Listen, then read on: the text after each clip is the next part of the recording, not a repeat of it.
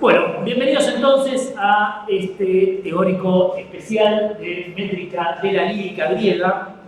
Hoy vamos a estar cubriendo justamente una metodología introductoria para hacer análisis de la métrica de la lírica. Voy a hacer algunos comentarios sobre las deficiencias, no deficiencias, pero sí las cosas que no vamos a estar cubriendo en la clase mientras vayamos avanzando, que van a ser unas cuantas, pero básicamente la idea de la clase de hoy para cuando terminemos es que ustedes puedan aproximarse a cualquier texto lírico, la mayoría, hay algunos que quedan un poco afuera, pero básicamente pueden aproximarse y pueden analizarlo métricamente e incluso hacer algún comentario y reconocer algunos fenómenos métricos interesantes. Vamos a hacer un recorrido muy completo y mi recomendación es que tomen nota solo de las cosas muy fundamentales que yo digo y vayan viendo las diapositivas y no traten de reproducir las diapositivas porque la cantidad de información que les voy a dar va a ser absolutamente brutal. Tomen en cuenta que la clase de hoy, de 1 hora y media, calculo más o menos, es una versión reducida de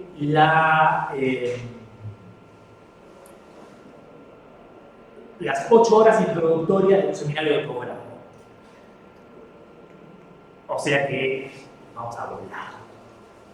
Y encima vamos a ver ejemplos al final de la clase. O sea que ni siquiera es 1 hora y media. Es 1 hora que nos van a asumir 8 horas. Pero por supuesto el seminario hay muchas cosas que vamos a cubrir. Bien, vamos a estar entonces introduciéndonos desde cero en sentido estricto, pero bueno, yo voy a dar por supuesto que algunas cosas se manejan y recuerden que hay un video introductorio a la métrica griega en el canal que subimos a principios del año pasado, con algunos conceptos fundamentales que yo en general voy a dar por supuesto, aunque alguna cosa voy a mencionar que es importante para la clase de hoy. Bien, procedamos. Entonces, lo primero que tenemos que decir es que dónde encaja el sistema de la métrica griega en el mundo, y acá tenemos que reconocer esta división entre dos sistemas métricos diferentes: el sistema de Streng, que es el que tenemos nosotros en español, funciona en inglés también, y el sistema más frecuente en el mundo en realidad, que es el sistema basado en la cantidad silábica.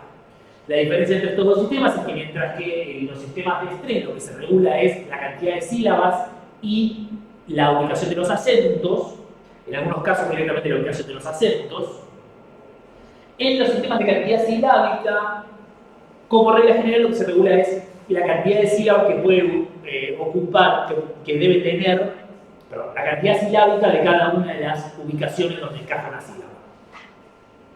Vamos a ver esto más transparente. La realidad siempre es mucho más complicada, hay sistemas que regulan las cosas. En el sistema griego la distribución de acentos no es completamente aleatoria, pero a nivel de esquemas abstractos esta división más o menos funciona para la mayor parte de los sistemas métricos. Bien, vamos a empezar al revés. Hoy vamos a ver cómo funciona el sistema en español. Tenemos un soneto que manda hacia adelante. Este es el famosísimo soneto de Lope de Vega sobre hacer un soneto. ¿Cómo funciona el soneto? Bueno, no lo voy a leer entero por una cuestión de tiempo. Dale. Bueno, tenemos 3 niveles para el soneto. Todo rápido. El nivel inferior, que es el ocupado por el endecasílabo, que tienen 11 ubicaciones ocupadas por sílabas con acento en la ubicación 10. Esa es la única regla acentual fija de este endecasílabo. Hay un acento en la última ubicación. Ustedes dirán, no es la última es la 11, pero en realidad no, la última es la 10, la 11 es extramétrica, pero eso no importa. Estos endecasílabos están ordenados en 2 tipos de estructuras: los cuartetos, que tienen 4 endecasílabos, y los tercetos, que tienen 3 endecasílabos. Pero a su vez, estos cuartetos y tercetos están organizados en una estructura superior que es la del soneto, que son 2 cuartetos y 2 tercetos. Cada uno de estos niveles son niveles organizativos del sistema métrico del español. En este caso en particular, que es el soneto, ¿no? Después hay otros sistemas dentro del propio español. Y nos vamos a encontrar con exactamente lo mismo en griego. La gran diferencia va a estar acá. Es decir, en la forma en que se organizan los versos. Ya a nivel mayor, los sistemas son distintos, pero el punto, pero aún así la lógica de agrupación está funcionando. Bien, solo para repasar algunas reglas generales de prosódica. Esto está mucho más en detalle en el video introductorio que les mencionaba hace un minuto. Recordemos, y esto es absolutamente fundamental, que para analizar el verso griego tenemos que recordar que el verso griego es una unidad prosódica, por lo que conocemos como sinafía. No hay límites de palabra en el verso griego, dentro de un mismo verso. Entonces, toda la secuencia de un verso tenemos que analizarla como una única gran palabra. Esto después en la práctica hay que matizarlo, obviamente, pero a los fines del análisis esto es lo correcto. Lo otro que tenemos que tomar en cuenta, antes de pasar ya más a la parte teórica, es con qué elementos estamos trabajando para hacer verso griego. Y tenemos, en este caso, tres tipos de elementos lingüísticos. Las sílabas largas, que pueden ser sílabas que tienen una vocal larga, o sílabas que tienen una vocal breve terminadas en consonante, las sílabas cerradas. Las sílabas breves, que son solo las que tienen una vocal breve, obviamente. Y después tenemos este grupo de sílabas variables, que son el grupo famoso mutacum líquida, que son justamente estas sílabas que terminan en un... no son las sílabas que terminan, sino las sílabas que están ante un clúster consonántico de una consonante oclusiva más líquida, que puede analizarse justamente como un clúster, es decir, como una única consonante, o puede partirse y contar como dos consonantes distintas, en cuyo caso la sílaba anterior cuenta como larga y la posterior cuenta como breve. La incidencia de época líquida varía de época a época y de autor a autor, pero es un recurso bastante habitual en griego por conveniencia, a veces aprovechar para una forma como líquida, hacerla breve, hacerla larga en función de la necesidad. Bueno, estas son las reglas prosódicas que tenemos que acordarnos muy a grandes rasgos a la hora de analizar el prosódico. Nada que ustedes no sepan, simplemente para repasar.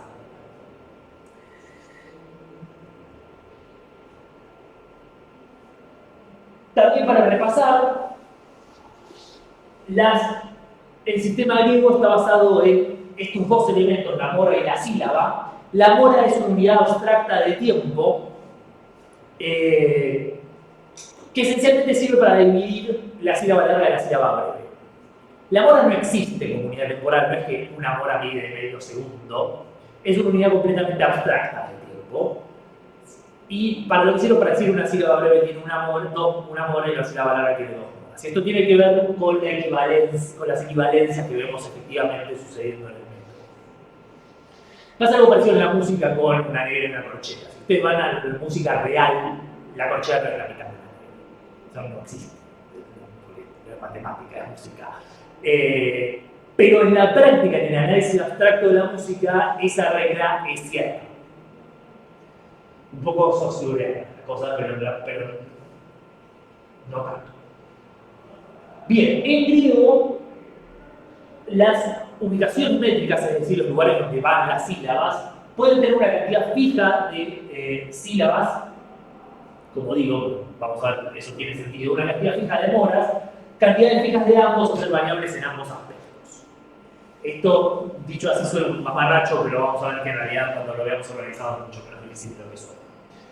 El trabajo de la metricología, el trabajo que hacemos como metricólogos, es tratar de entender cómo se regulan estas posibilidades. Y esta es la diferencia entre un metricólogo y un simple filólogo que estudia la poesía. Un filólogo simplemente aplica lo que el metricólogo le dice cómo funciona. El metricólogo es el que trata de construir un modelo que explique cómo funciona la métrica. No es el que analiza poesía. Por supuesto que para construir un modelo analizamos poesía, pero nuestro objetivo no es analizar poesía. Detalle, antes de proceder, último detalle también de la idea de prosodia, van a escuchar hablar a veces de ictus poético, en griego que se han escuchado nombrar. El ictus es un concepto asociado a la idea de la cantidad, de la intensidad del acento de estrés, que supuestamente podrían tener algunos versos griegos. El famoso caso del examen es el caso más famoso, con la idea de que el locus donde el hexámetro está acompañado por una intensidad. Tan, ta, ta, tan, ta, ta, tan, ta, ta, ta. Bueno, básicamente no hay evidencia de la existencia de esto, pero es un problema que simplemente traigo a colación porque quizás van a escuchar hablar de ictus en algún momento. Y basta decir por ahora que en principio no tenemos evidencia de si ese ictus era un fenómeno real o no. Si estuviéramos en un curso más avanzado, podríamos discutir un poco sobre efectivamente cuál es y cuál no es esa evidencia, pero bueno, no es el caso. El último punto, antes de proceder ya al análisis específico de la construcción del modelo métrico, es tomar en cuenta que tenemos siempre dos niveles para el análisis de métodos. Y esto es universal. Siempre hay dos niveles para el análisis de métodos. Un nivel abstracto, en donde lo que estamos analizando son los elementos que son visibles para el regulador métrico, podríamos decir. Todos aquellos aspectos del lenguaje que al análisis métrico le importa. En ese nivel abstracto hay un recorte de la lengua a una serie de aspectos que se abstraen del lenguaje. En el caso del verso griego, las sílabas largas y breves. No nos importa en ese nivel abstracto cosas como el final de palabra, como la altura vocálica, como la articulación de la consonante, etc. Todos esos fenómenos están en el nivel de la realización, que es cómo efectivamente ese esquema abstracto que reconstruimos se pone en práctica. Ahora, en ambos niveles hay regulación métrica. No es que en uno hay y en otro no, pero la naturaleza de esa regulación es diferente. La regulación que nosotros nos va a importar hoy es la del nivel abstracto. El nivel de la realización es un tema bastante más complejo.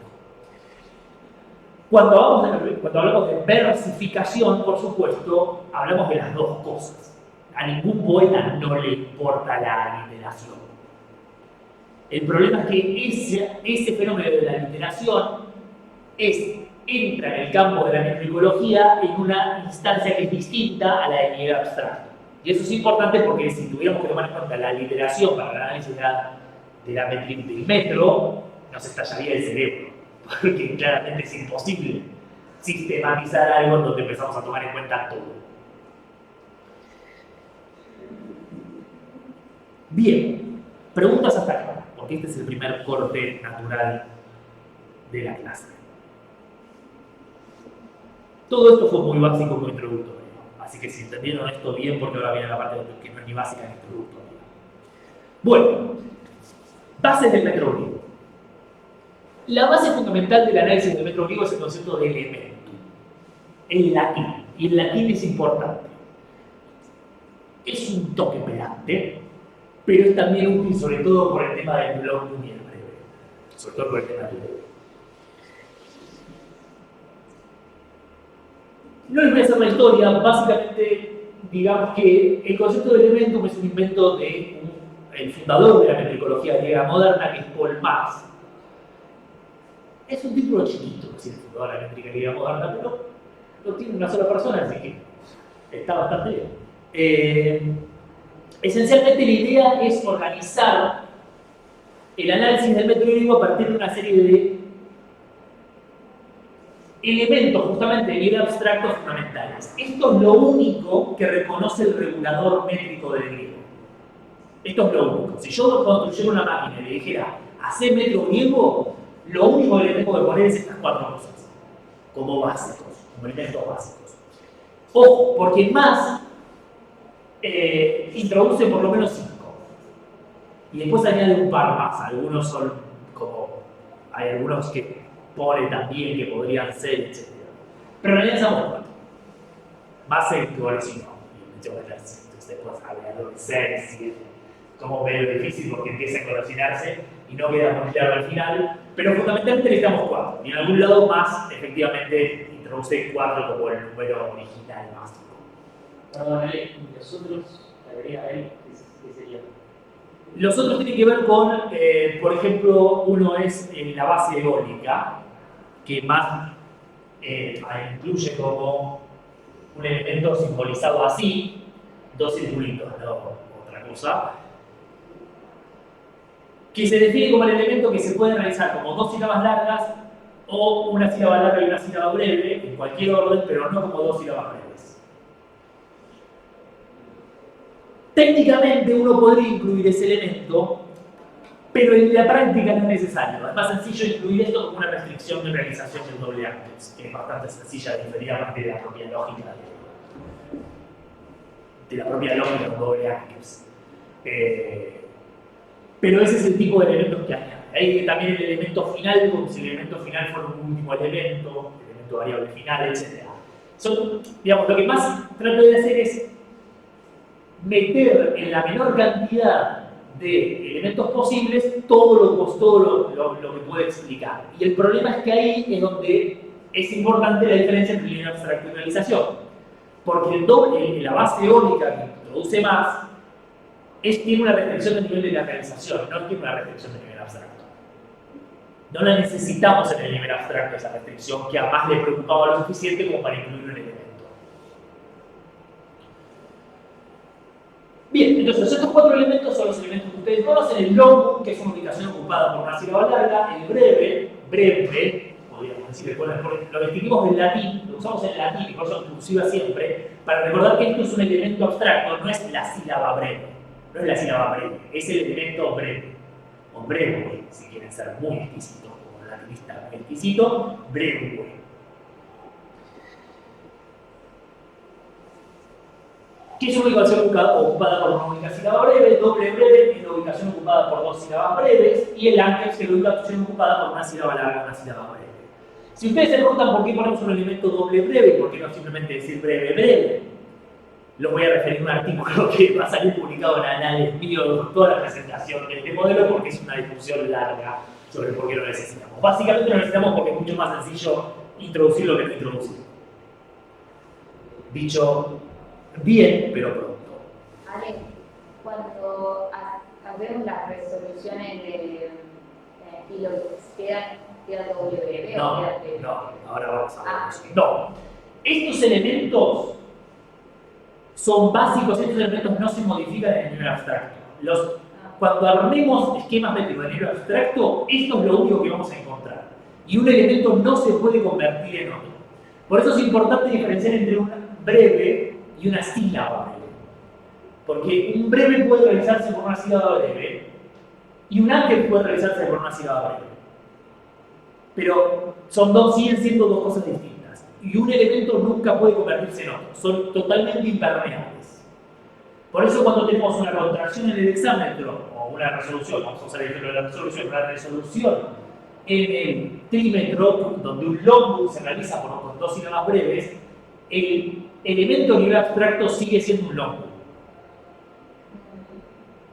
Por más que sea equivalente a la realización prototípica del doble breve. Son dos cosas distintas. O sea, en el abstracto tenemos como recortes. O no sé. En el abstracto solo tenemos, lo vamos a ver claramente cuando veamos los ejemplos, pero en el abstracto solo tenemos los elementos, no las realizaciones. Son modelos. Es modélico, por supuesto que es modélico. Estamos abstrayendo rasgos lingüísticos. En el caso del logo estamos extrayendo una duración monadica, que es equivalente al del doble breve, pero marcado. Y ahora después vamos a hablar del tema del lugar marcado y por qué. Todo esto se va a hacer más claro cuando veamos los ejemplos. Bueno, básicamente lo que estábamos diciendo, pero añadimos ahora que los elementos solo no alcanzan. Yo podría hacer un sistema métrico donde lo único que hay es longum breve, doble breve, etc. Pero ese modelo sería descriptivo en un sentido malo. Lo único que estaría diciendo es longum breve, breve, y estaría básicamente convirtiendo los elementos en sílabas. Y el punto no es ese. Los elementos constituyen el rasgo más básico, pero lo que yo tengo que hacer es explicar cómo formular un sistema de análisis de los metros que explique cómo sus elementos se agrupan y se ordenan. Porque ese es el punto, no es simplemente las cuatro cosas del ADN son esta y esta, sino bueno, cómo se configuran esas cadenas de ADN, ¿no? Si no, no estoy explicando nada. Bueno, y acá es donde la cosa se pone complicada. ¿Por qué? Porque al día de hoy la metricología griega está en una etapa de un momento de crisis teórica. Crisis teórica en el sentido culminante. Por más que sea un sentido que ya prácticamente no se usa, es eso lo que está pasando. De hecho, es interesante porque nadie sabe, pero es un lindo ejemplo claro de crisis cuneana de la ciencia que prácticamente no existen. Pero bueno, ¿vieron los principios tolemaicos? Bueno, eso es la metricología griega hoy. Tenemos un montón de epiciclos, de cosas que tienen epiciclos sobre epiciclos sobre epiciclos sobre epiciclos.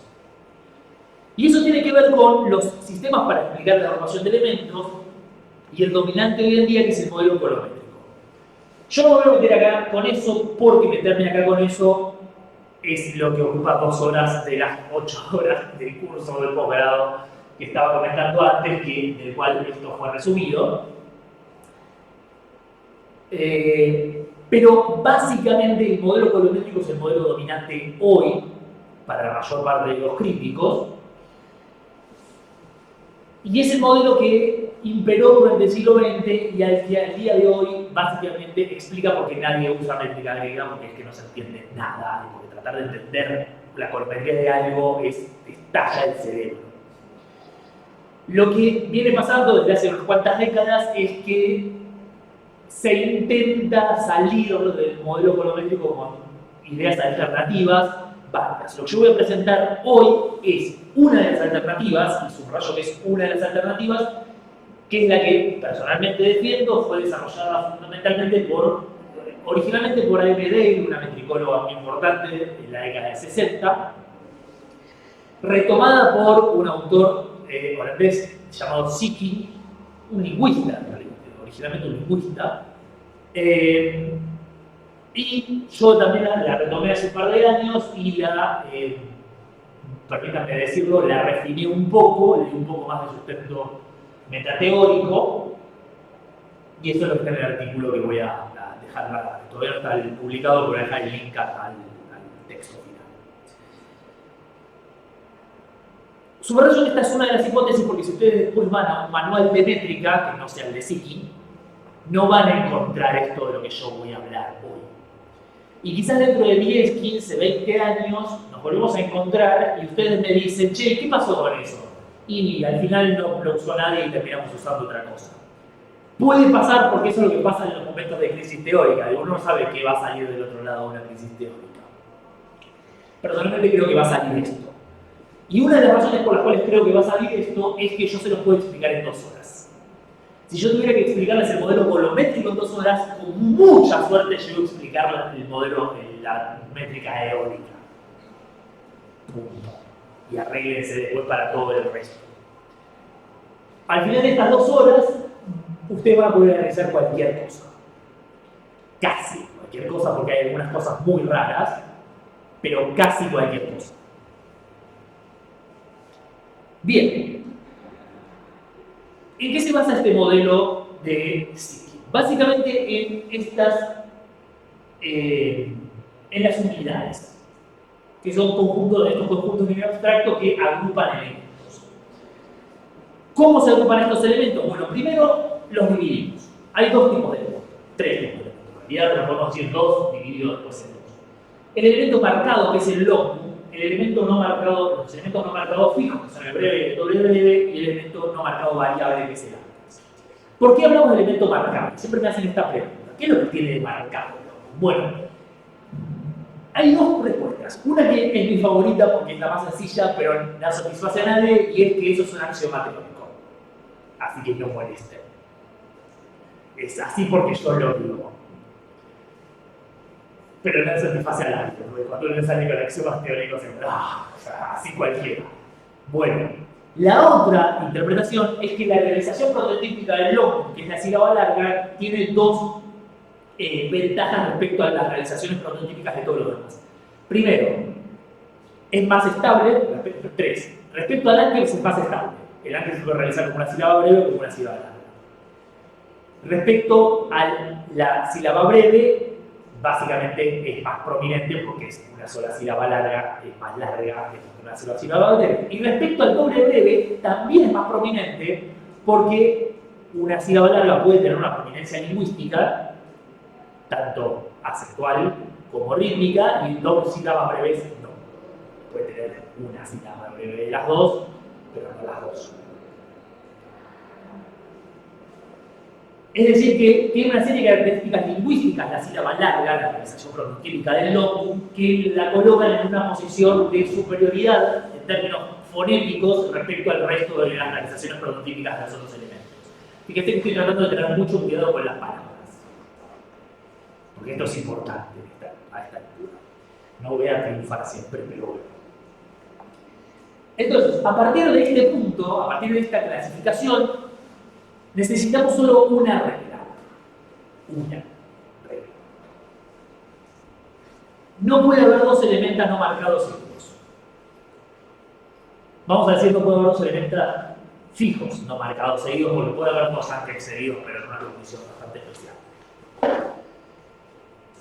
Una vez que llegamos a esa regla, lo que encontramos es que la unidad mínima entonces para la métrica griega es una unidad que agrupe dos longum y un elemento no marcado que los separe. Porque no puede haber dos elementos no marcados. Entonces, las dos unidades básicas para explicar la totalidad de la métrica griega son longum breve, longum, longum doble breve, longum. ¿Por qué no un elemento, por qué no una unidad longum max longum? Bueno, de vuelta porque no la necesitamos. Pero otra vez es una discusión teórica un poco más larga, no viene muy a cuento. Voy a volver sobre esto en un minuto, así que guardemos las preguntas un segundo para ese momento. Y acá en las últimas dos diapositivas de la parte bien abstracta y teórica del curso de hoy. Primero, lo que nosotros hacemos cuando analizamos esquemas métricos es pasar del esquema más abstracto de la idea de una sucesión de sílabas, una sucesión de elementos abstractos que no tienen ningún contenido, a esquemas métricos. Construimos esquemas métricos. Y finalmente, a partir de estos esquemas métricos, analizamos cómo estos esquemas métricos se realizan en los versos. Y eso se hace el análisis de la realización. Ahora, esto es teoría, esto es en la teoría, cómo funciona la teoría, no es la vida real. En la vida real vamos al revés, vamos de la realización al nivel abstracto. Obviamente, ¿no? Es como claramente porque no hay unidades métricas flotando en el universo. Entonces, lo que hacemos es abstraer de los textos los esquemas métricos. Y una vez que abstraemos de los textos los esquemas métricos, estudiamos cómo esos esquemas métricos se realizan. A lo largo de los textos, de un texto a lo largo de diferentes textos. Entre otras muchas cosas divertidas que podemos hacer. Bien. Preguntas a la parte. A mí no me quedó claro algo. En la parte, la diapositiva que decía lo de que no podía haber dos elementos no marcados seguidos. Sí. No entiendo, o sea, porque me estaba pensando en un dáctilo. Es un solo elemento marcado, porque es un doble breve. Ah, es un doble breve. Ah, ok. Esa era la. No hay dos doble breves. Exacto. Nunca, jamás. Ok, listo. Bien. Vamos a estudiar entonces a continuación cómo armar un verso griego. Y para eso tenemos que tomar todo este sistema. Empezamos con una secuencia de unidades y más variaciones, ahora vamos a ver qué quiere decir todo esto, y a partir de ahí llegamos al esquema abstracto. Cuando le sumamos al esquema abstracto las divergencias, tenemos un esquema abstracto completo, y después pasamos al nivel de la realización. Todo esto es un socotroco abstracto que no se entiende nada. Cuando vayamos a qué quiere decir que ahora estas cosas van a ver que es una tontería. Hay un montón de términos técnicos, pero porque a mí me gustan los términos técnicos. Si ustedes van a recordar de sí que esto está explicado de una manera menos técnica, y queda mal, porque es claramente toda una cuestión muy técnica que se necesita. Y también eso le genera bastante problemas, así que para mí gusto. Bueno. Decíamos entonces, partimos de las unidades mínimas. Es importante subrayar el tema de unidades mínimas. porque no son las únicas unidades, son las mínimas.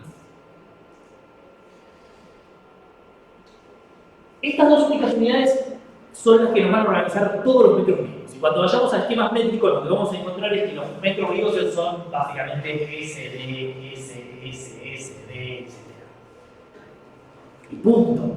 Casi no necesitamos más símbolos que esto. ¿Qué es esto?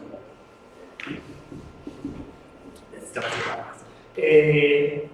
Decíamos, la unidad S, o la unidad es simple breve, está formada por longum, simple breve, longum. La unidad D está formada por longum, doble breve, longum.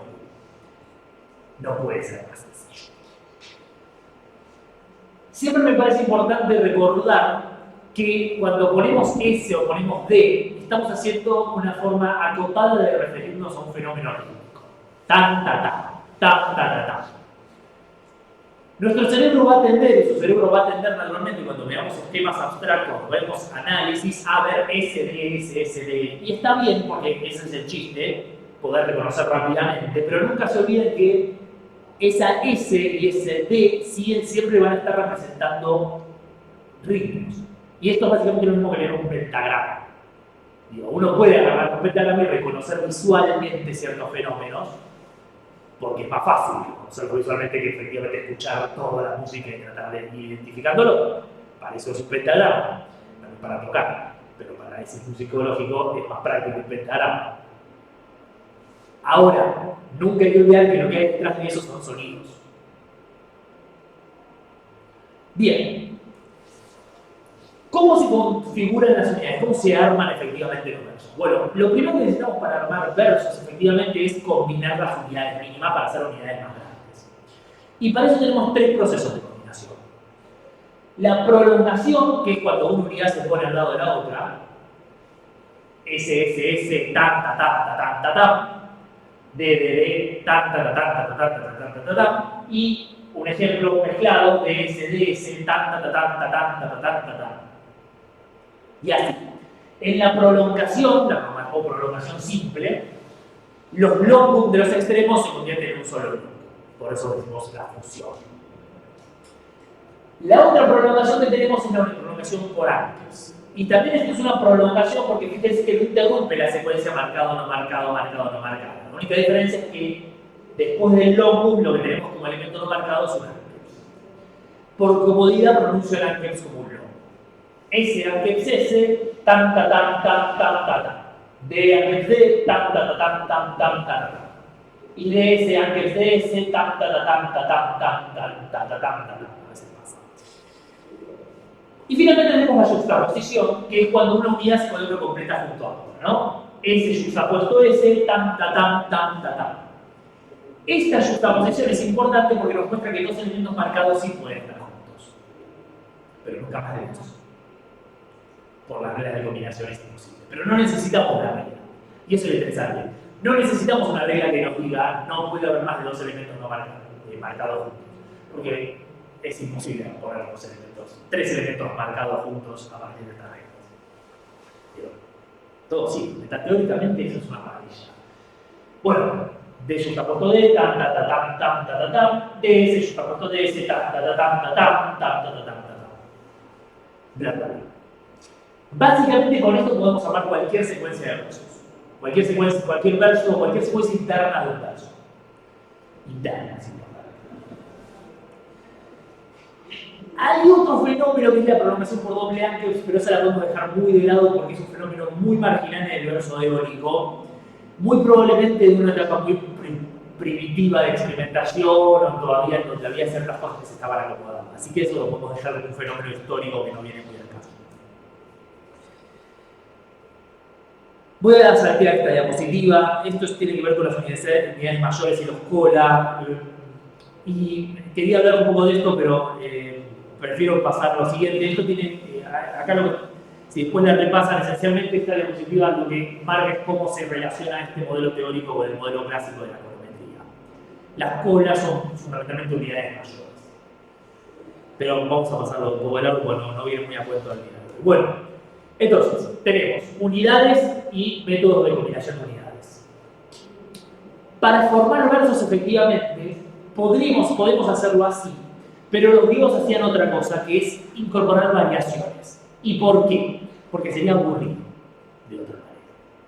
Si yo no tengo variaciones en los extremos, todos los versos empezarían con un longum y terminarían con un longum. Entonces, para que eso no pasara, los griegos tenían dos técnicas que para modificar el principio de los versos y el final de los versos. Pura y exclusivamente para que no empezaran ni terminaran con un longum. No siempre, digo, son variaciones, no siempre se aplican. A veces se aplican, a veces no se aplican. Las dos variaciones son, perdón, hay tres variaciones, dos del comienzo y una en el final. La variación del comienzo, de las variaciones del comienzo, una es añadir un anqueps o dos, anqueps inicial o doble anqueps inicial, y la otra opción es la cefalía, la llamada cefalía, que es la remoción del primer longum, que lo marcamos con este tildecito antes de la primera unidad, esta tic, este triangulito, que fíjense que lo que hace es convertir una secuencia de, que es tan, en una secuencia que empieza directamente por la W, ta. Y, por supuesto, es una variación que hace más divertido. No, lo hace así. Cambia de ritmo, la lógica rítmica de los. Eso en Homero no pasa, ¿no? No. Todos estos fenómenos los vamos a encontrar en la lírica. El anqueps inicial no, el anqueps inicial lo tenemos en el trímetro yámbico, el anqueps inicial es súper común, pero estos fenómenos los vamos a encontrar mucho en la lírica. Bueno, y en el final tenemos un fenómeno hipercomún que ustedes conocen muy bien por el examen típico, que es añadir una sílaba extramétrica final para darle un cierre sordo, un cierre sonoro al verso. En vez de tener el final típico, un final sordo, al final con una unidad, tam, tenemos una sílaba extra para darle un cierre de un ritmo distinto. Tam. Es ese tam del final que cambia el ritmo. Y ahora sí, ya está, esto es todo. ¿Y por qué no podemos llamar a esa sílaba final antes? Es una pregunta bastante complicada. Esencialmente porque la naturaleza de la sílaba final es diferente a la de un anqueps a nivel teórico. Un anqueps es un elemento y esto no es un elemento, esto es extramétrico. Pero es un debate. Podríamos decir cierre con anqueps. Y no cambiaría nada. Es más un caprichito para decir que es extramétrico.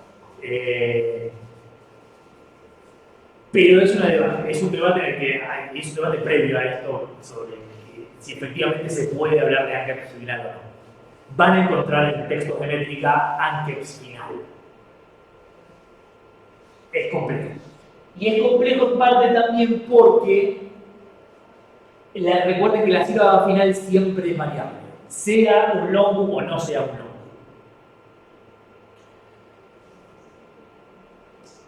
Bien, detalles simplemente para que tomen en cuenta, porque es una cuestión terminológica. Pueden escuchar alguna vez hablar de la catalexis o la síncopa. Estos son términos comunes en la econometría y en la literatura, en la crítica de métrica antigua, en la tecnología antigua. La catalexis es cuando se cae una sílaba de un metro para formar otro, como en el caso, fíjense, de este icónico, tam, sacamos una sílaba y entonces nos da tam. Este concepto es un mamarracho teórico por muchas razones y es totalmente necesario. Se puede utilizar en ciertos contextos para jugar un poco con la variación rítmica, pero es una cuestión muy relativa interna a un poema, no es algo para explicar el desarrollo de los versos. Ahora, van a escuchar lo del tema de la catalexis, sepan que es esto, es cuando se le saca una sílaba a un metro para formar otro. Y que no sirve para nada. Sepan también que no sirve para nada. Esas son cosas que tienen que saber. Bueno, pasos un poco rápido. Esto es útil para tomar en consideración cuando uno analiza grupos de versos y para hacer análisis de versos. Esto es una descripción del perfil rítmico de un verso que desarrolla Zicki. Tenemos dos tipos de comienzo con un elemento marcado, comienzo con un elemento no marcado. Cuando comienza con un elemento marcado, tenemos un ritmo descendente. Tam, ta, tam, ta, ta. Cuando tenemos comienzo con el elemento no marcado, tenemos un comienzo ascendente. Ta, ta, tam, etc. ¿No? Fíjense que esa ley. Los tipos de procesos combinatorios, si hay prolongación, si hay juxtaposición, si hay mixtura, si hay un solo tipo de unidad o dos, si tenemos un metro S, o un verso D, o un verso DS, etc. Y después en el final, si tenemos final sordo, que es cuando termina con un elemento marcado, tam, tam, o el final sonoro, que es cuando tenemos esa sílaba extramétrica al final, que nos da el ta, ta, tam, tam. Estos conceptos no son importantes a la hora de construir esquemas, pero sí son muy útiles a la hora de analizar poesía. Y lo vamos a ver en el ejemplo de Esquilo, cómo Esquilo juega con estas variaciones para generar variación rítmica y ciertos fenómenos rítmicos interesantes. A la hora de analizar efectivamente poemas, tomar esto en cuenta es muy útil y es bastante claro en la práctica que los poetas tomaban en cuenta. Es bastante transparente cuando uno empieza a analizar la poesía griega con esto en mente, que los poetas estaban jugando todo el tiempo con la variación entre estos perfiles rítmicos. Bien. Bueno, decía entonces preguntas hasta acá. Les dije que iba a ser una clase cargada de información para que se estallara la cabeza, y lo es. Esto es algo que cuando uno lo da muy abstracto no se entiende nada, pero cuando uno va a los versos y empieza a agarrar un poco de experiencia, se vuelve transparente bastante rápido. Y lo vamos a ver funcionando en Esquilo del todo. Bueno, no dentro de mucho. Divergencias. Las divergencias son un fenómeno intermedio entre el nivel abstracto y la realización. Esencialmente las divergencias lo que hacen es permitir que un elementum se realice de una forma no prototípica. Punto. Eso. Las divergencias están fuertemente reguladas en el verso griego. Muchos versos no admiten divergencias, muchos versos admiten divergencias solo en elementos particulares. Muchos versos admiten divergencias en elementos particulares, pero no en todos dentro de la asociación. Por esto lo hemos visto en el primer. Hay 4 tipos de divergencias. Y estas las conocen ya en otros lados, así que podemos verlas relativamente rápido. La resolución, que es el long realizado por 2 sílabas breves. La contracción, que es el doble breve realizado con una sílaba larga. La colosis, que es la realización del breve con una sílaba larga. Y la sustitución, que es la realización de un breve o de un antes con 2 sílabas breves. Les dirijo la atención a lo que está acá, el chiquitito al lado del símbolo, de los símbolos, que es el hecho de que tanto la resolución como la contracción preservan la cantidad de moras, pero la colosis y la sustitución la cambian. La sustitución además cambia el número de sílabas. Eso explica por qué la resolución y la contracción son mucho más frecuentes que la colosis y la sustitución. Porque como la mora es la base fundamental del ritmo del verso griego, cualquier cosa que preserve la cantidad moraica va a ser siempre mucho más admisible que algo que no.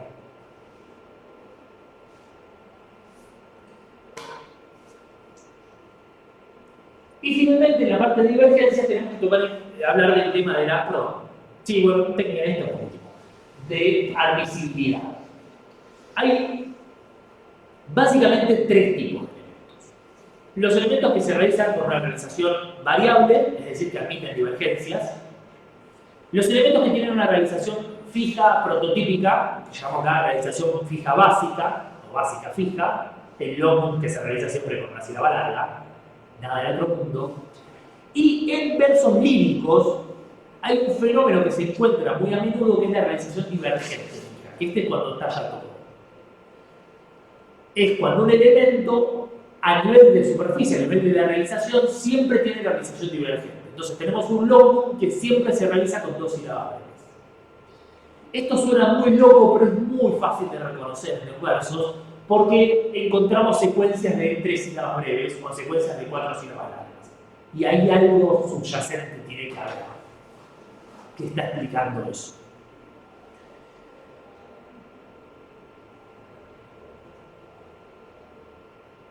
Bien.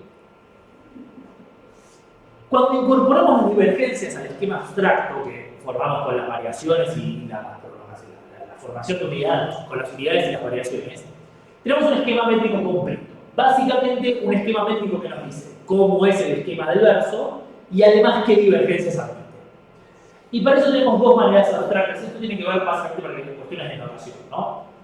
¿Cómo expresamos esto? Bueno, una manera habitual y la más sencilla de expresarlo es con una equivalencia. Tenemos el esquema métrico simbólico con las letras si la letra métrica, ¿qué es esto? Bien. Y con una equivalencia tenemos, bueno, ¿qué sílabas admiten divergencias? Si lo hiciéramos con el trímetro tendríamos anques S, anques S, anques S, igual, y esto por supuesto varía de autor a autor, pero podemos simplificar poniendo todas y no volviéndonos locos.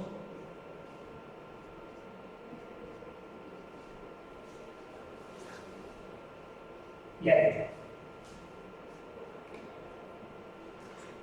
Ahora, fíjense, y esto es importante, que el esquema métrico básico no varía nunca, todos los trímetros son esto, pero esto sí varía, de autor a autor, de estilo a estilo, de época a época también. Por eso tenemos que marcar la diferencia. Y por eso recordar que las divergencias son distintas, son un fenómeno distinto a la formación básica del esquema métrico. Porque en Aristófanes, acá nos faltan un montón de sustituciones, por ejemplo. Si vamos a Arquílogo, acá nos sobran un montón de resoluciones. Y esto es porque las divergencias, como decía, son un fenómeno de carácter intermedio entre el nivel abstracto y la realización. Porque justamente dicen cómo se puede realizar un esquema abstracto.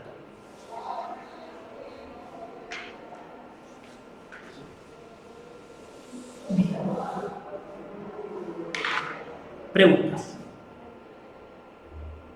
Reitero que todo esto es una bola de humo que no se entiende nada y que cuando vayamos a los poemas van a ver que todas las fichas caen juntas, todas ordenadas.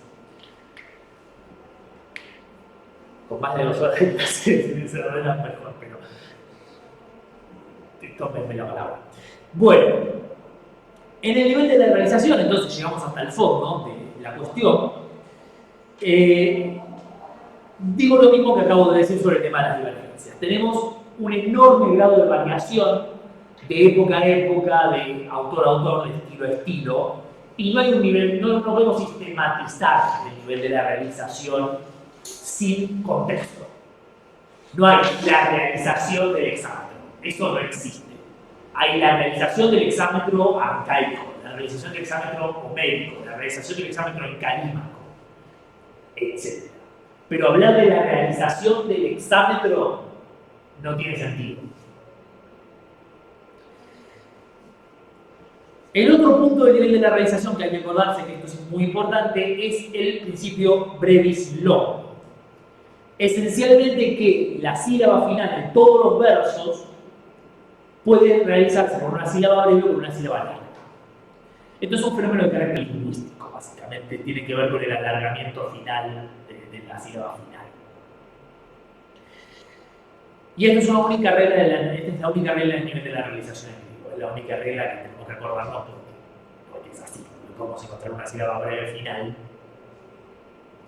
y es eso, no hay ninguna aplicación de nivel abstracto. ¿Se marca cuando se lee la diferencia entre nivel de grado? No, bueno. O se queda como más... Es un debate. Ah. Si hay una diferencia entre una sílaba breve final y una sílaba larga final, no hay acuerdo sobre eso, efectivamente. Hay evidencia contundente de que en algún momento, a ver, no digamos en algún momento se percibió la diferencia, pero en algún momento se consideró que la diferencia era lo suficientemente grande como para regularlo.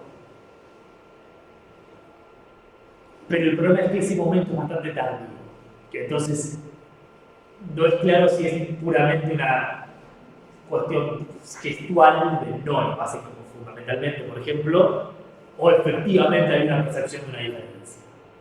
En realidad, yo tengo algún artículo que demuestra que ya en la época arcaica hay diferencia, con lo cual probablemente se percibiera la diferencia. Pero, para no simplemente repetir mis conclusiones, digamos que es una discusión abierta.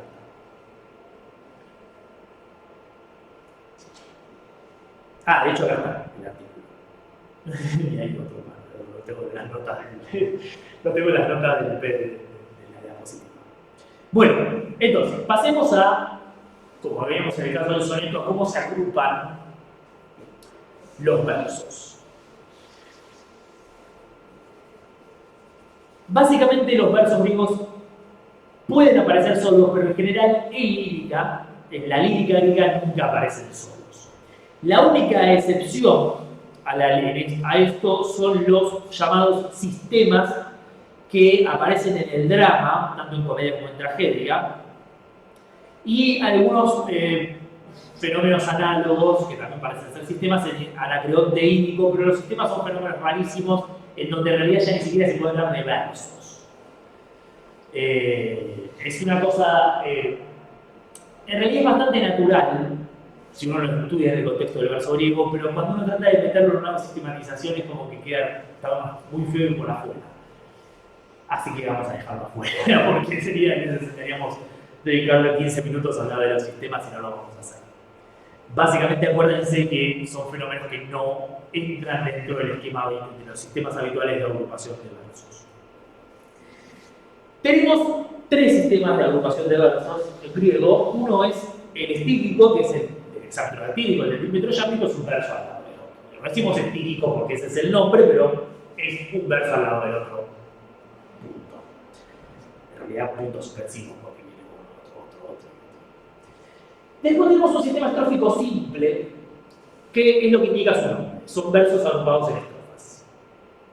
Estas estrofas pueden ser dísticos, como el dístico elegíaco, en donde hay un verso, otro verso, y eso se repite una y otra vez. Es un caso límite en el sistema de dísticos con el sistema estílico estrófico, porque bueno, dos versos son una estrofa. Suena algo así, pero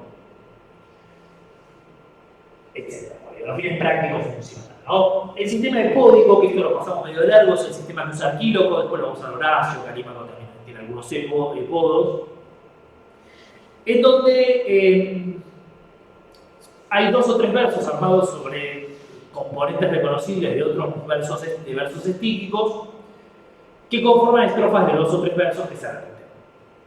Es básicamente un desarrollo sobre la lógica del místico.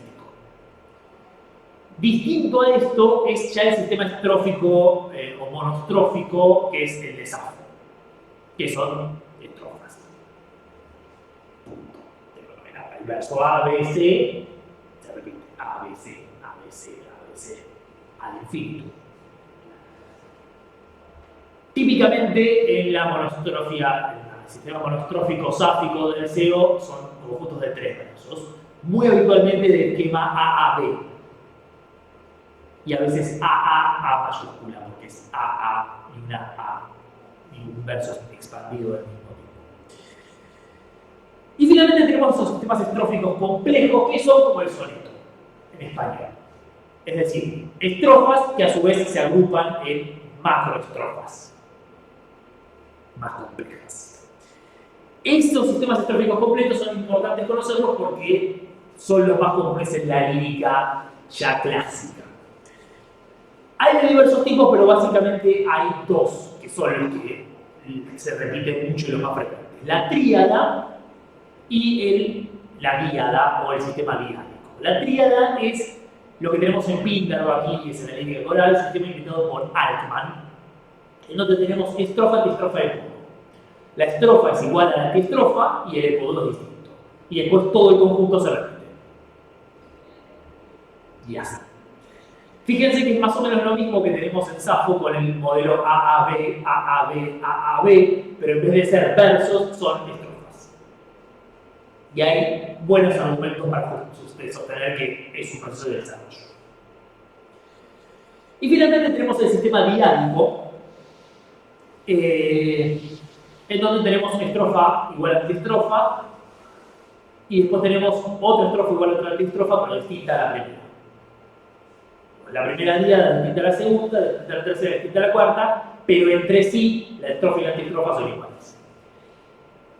Esto es muy frecuente en tragedia y también es muy frecuente que cada tanto aparezca algo raro. Un epodo dando vueltas por ahí, no me acuerdo el nombre del...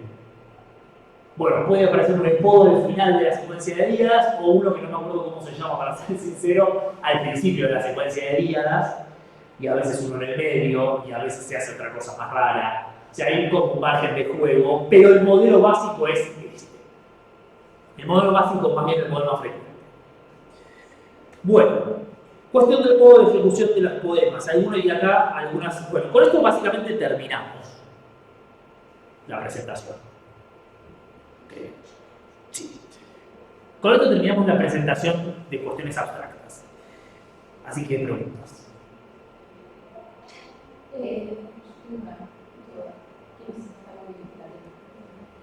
La idea del adonio. Eso es un tema más específico de Safo. El adonio es el nombre para el pedacito del verso sáfico que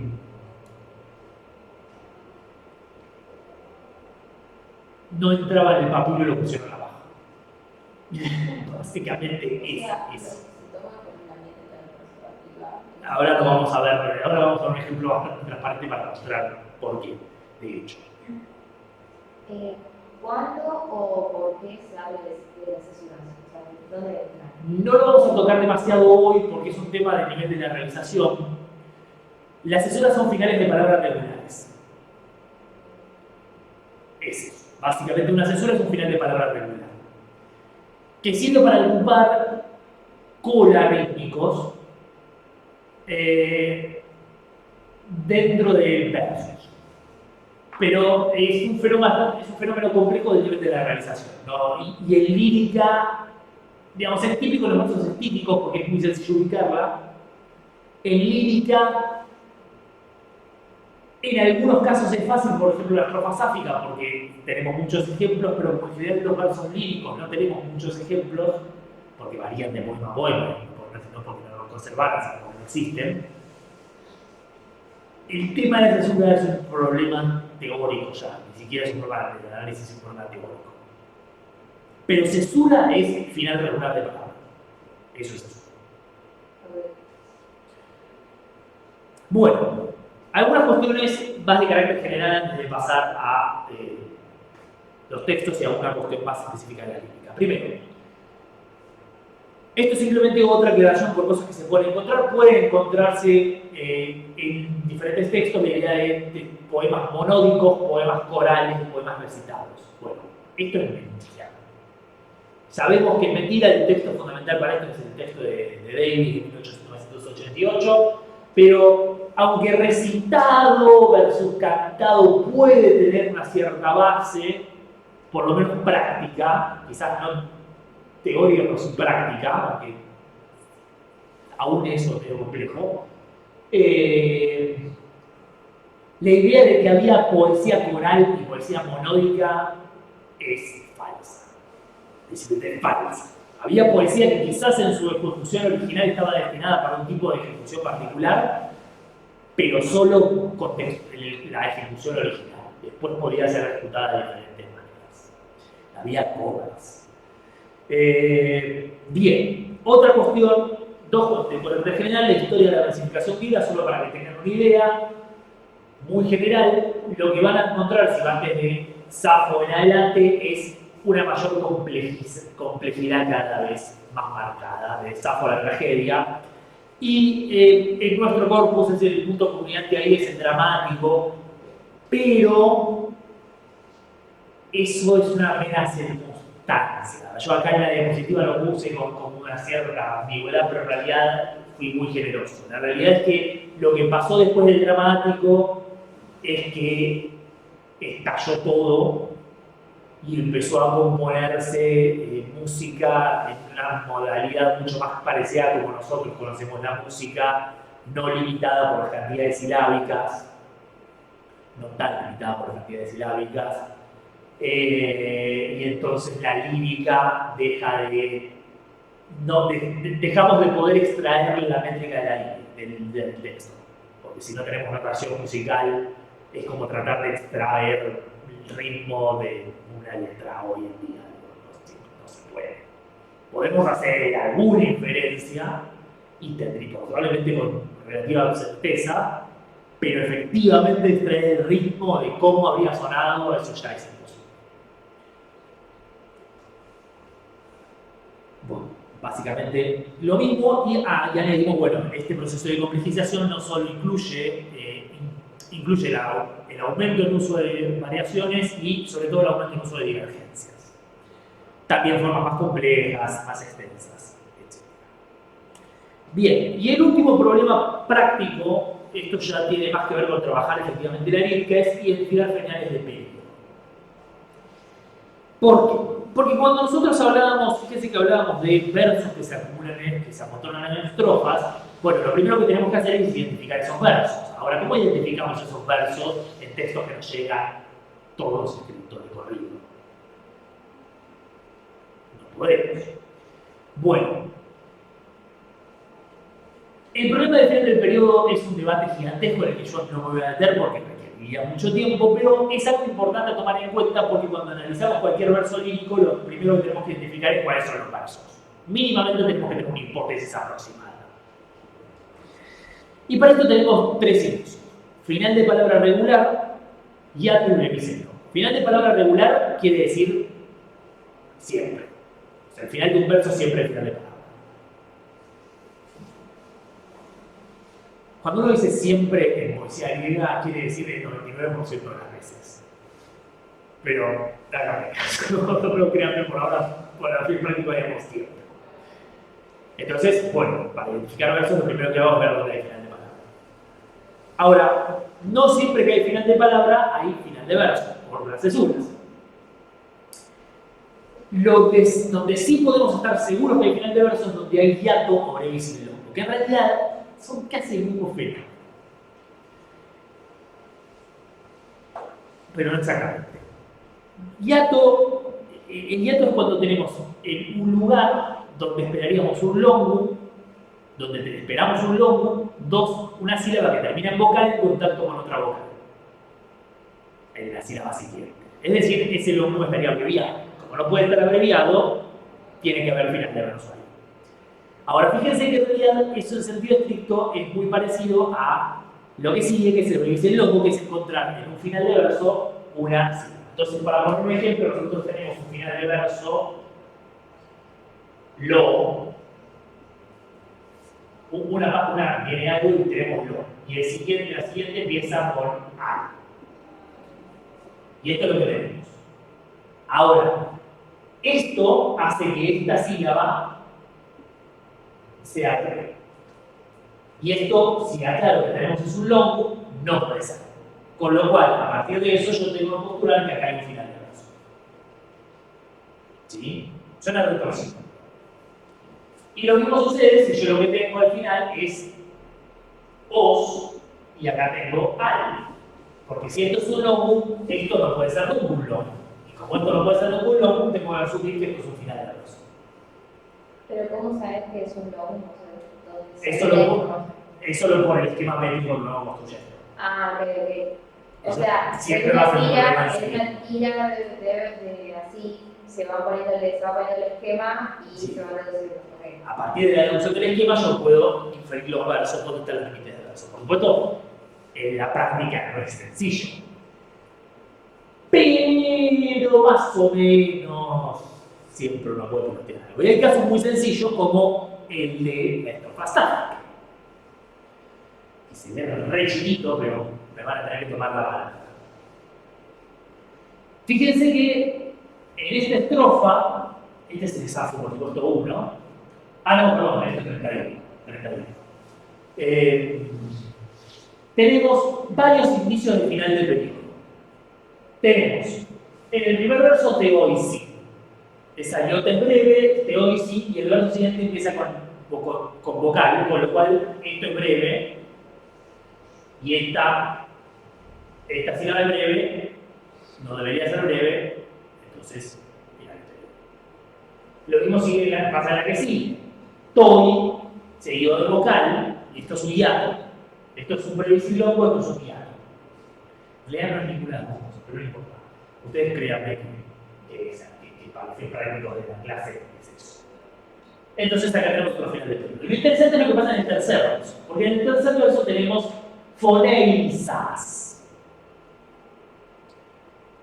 No hay final de palabra, con lo cual no puede haber nunca final de periodo.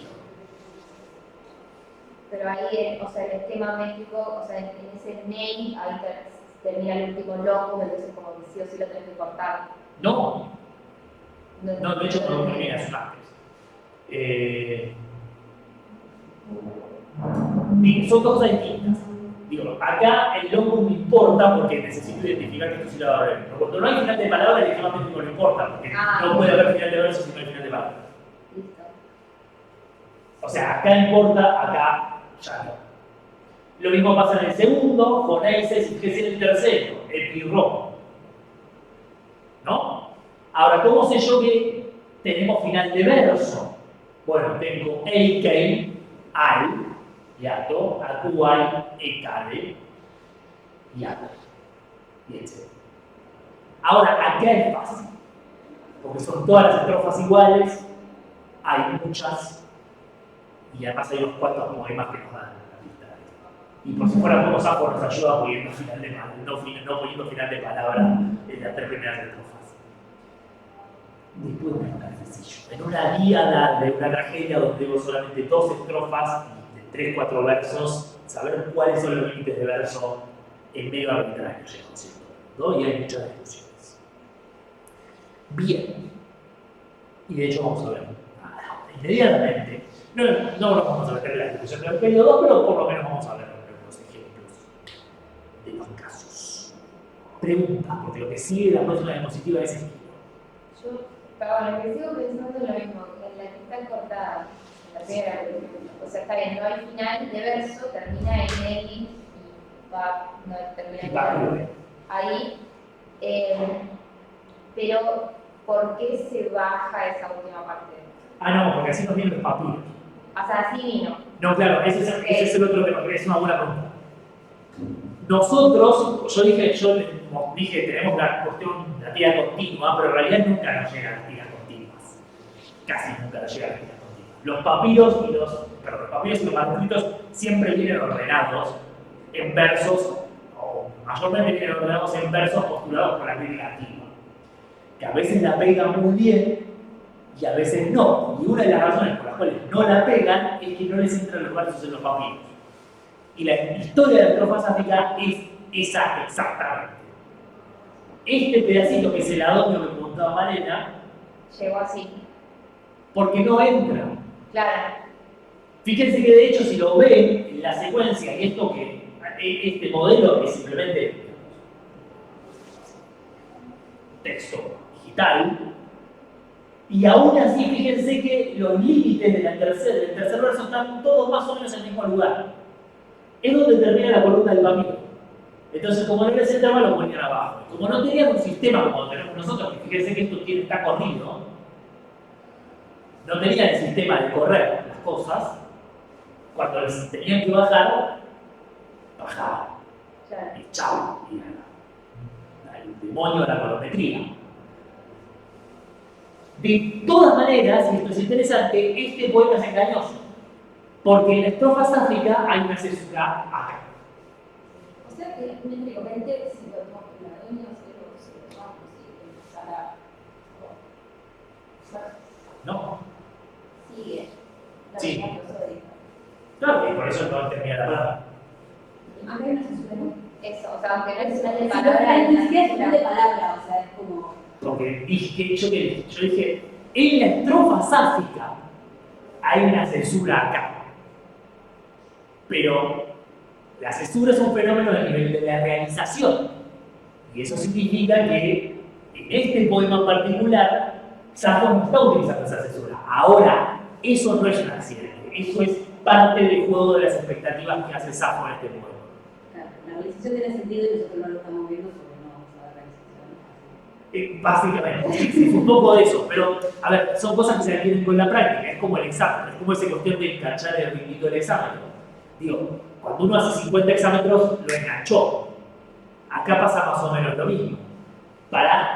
Y vamos a ver, lo mismo pasa con un montón de fenómenos médicos. Ahora, si ustedes ven, la mayor parte de las estrofas áfricas tienen final de palabra acá. Por eso capa, por eso es la agonía, por eso lo bajaron. Lo bajaron por ser unos tontos. A ver, no me entra el papi, lo voy a poner abajo, soy un genio.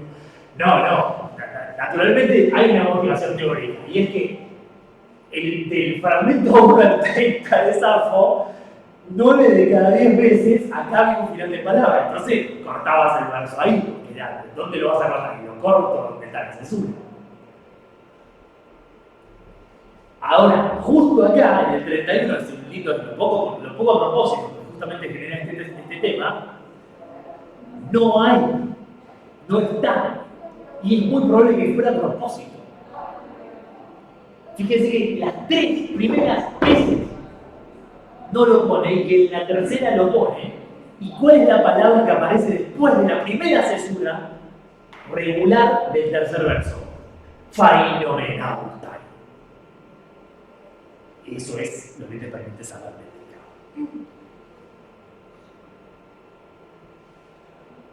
Por eso me gusta también como cierre de la parte teórica. Bien. Entonces, no es que los antiguos no tenían idea, es que estaban trabajando con lo que podían.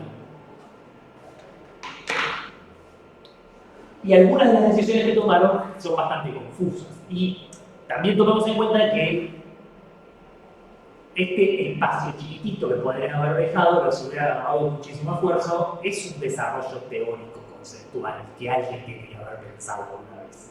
Digo, es el famoso verso, es obvio que la Tierra gira alrededor del Sol, excepto que esté viviendo en el siglo XIII. Y ahí dejó de ser obvio que la Tierra gira alrededor del Sol. Todo es obvio después de que alguien lo descubre. Y este espacio entra dentro de esa categoría. Iba a decir algo más, pero lo olvido.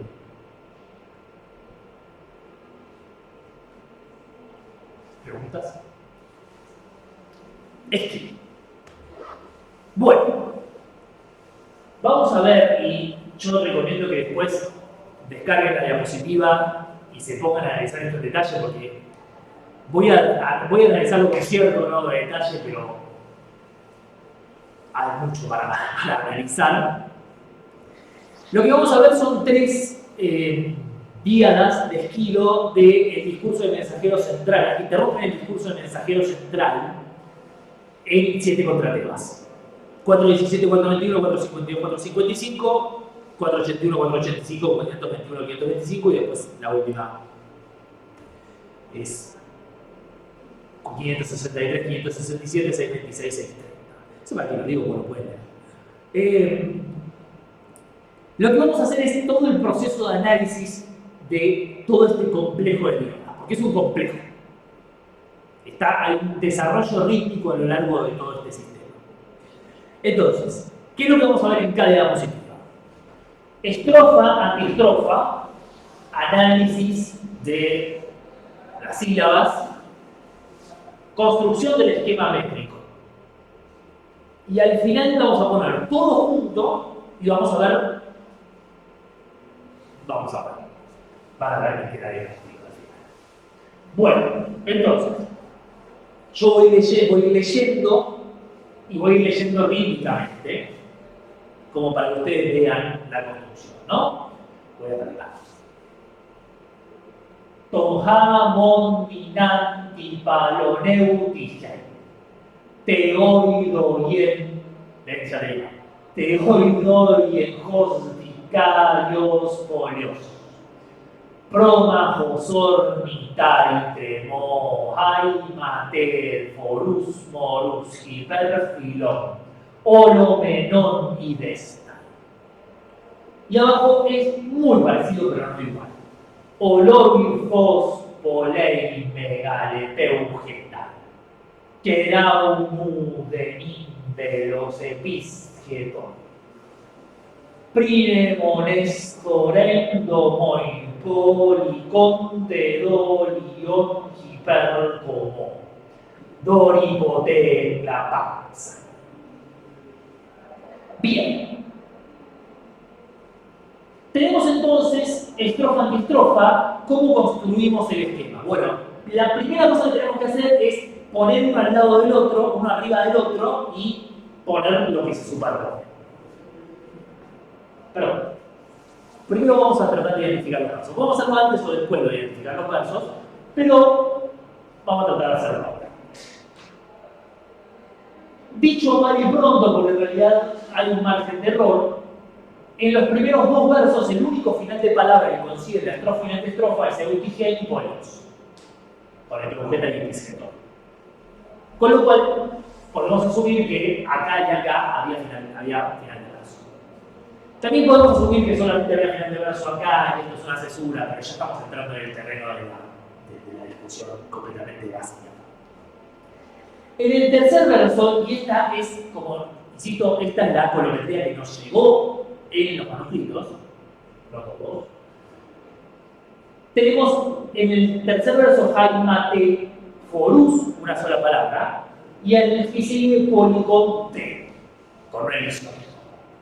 Una elisión cuenta como no final de palabra, obviamente. Con lo cual, el verso en la línea cuarta no es un verso, es parte del verso de la línea 3. Pero el filón y hipercomo coinciden el final de palabra, con lo cual acá podemos asumir que hay otro final de verso. Y después termina. Mucho más de discutir, empieza el trímetro yápico de vuelta, así que acá es fácil. El 8, noten, ya que estamos, pequeño detalle, hiperfilón, hipercomo, típico juego de responsión que aparece en la línea una y otra y otra y otra y otra y otra. Bueno, entonces, tenemos un verso, 4 versos. ¿Vale? Sí. ¿Y por qué no se ordena, digamos, el tercer verso de ambos todo largo? O sea, ¿por qué la escritura moderna no lo cambia? Porque no entre las ediciones modernas tampoco.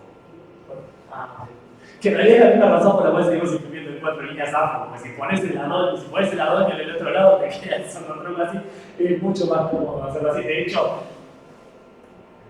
yo lo tuve que bajar acá porque no me entraba. Son largos, algunos versos son muy largos y tenés que bajarlos a la siguiente línea.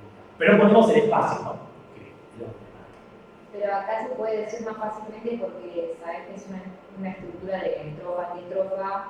Sí. Entonces, como podés contrastar, digo, por la segunda de abajo que tiene el T y no tiene como la palabra cortada como la tiene de arriba. No, pero con solo uno que tenga la palabra cortada ya saben que en el mismo lugar no puede haber final de verso, porque es lo mismo que acá. Claro, por eso. O sea, es como que se puede deducir más fácilmente. Es que solo lo puedes deducir donde hay responsión. Donde no hay responsión es completamente especulativo, porque cualquier final de palabra podés poner final de verso. Que eso es lo que pasa en los sistemas de los que me hablaba antes. No hay responsión. Hay algo mucho más, pero no viene al caso. O sea, la responsión es lo que nos permite construir periodos. Si no hay responsión, no hay periodos. Igual es una responsión. Excepto en algunos casos de es un poco más que quieren que les diga. Bueno, entonces, ¿qué hacemos ahora? Ahora superponemos estos dos y vemos qué nos queda. Y nos queda básicamente, olvídense de los espacios, ahora volvemos a los espacios en un segundo, nos queda estos sistemas, ¿no? Breve, larga, larga, breve, larga, breve, breve, breve, larga, breve, larga. Breve, larga, larga, breve, larga, larga, breve, perdón, típico B, larga, breve. Y acá es donde tenemos el único punto de diferencia entre la estrofa y la antiestrofa. En la estrofa tenemos dicaios polios. Mientras que en la antiestrofa tenemos ni veros epis gestor. Esta,